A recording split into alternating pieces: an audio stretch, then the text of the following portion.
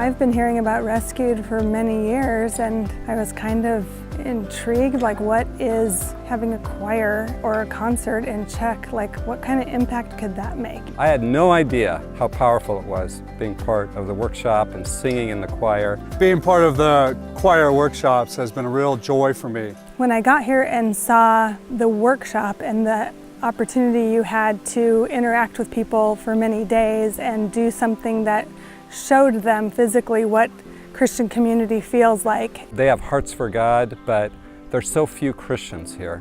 And so to be able to come and encourage them, they light up when we come over. And they see us wanting to know them and serve them and love them and be one with them in Christ. And here all these people come together and they're singing these words right out of the Psalms, right out of Scripture. I've been so deeply moved at times just being with them and the unity that I couldn't sing because I just broke into tears because of the power of it being in the workshops. I never would have guessed that coming over and singing choir workshops and having a few concerts with people would have such long-lasting impact. I'll tell you, being here has been incredibly eye-opening for me, and it's made me appreciate this ministry, this country, and these people in a way I would have never experienced if I hadn't come. So praise God, I'm here.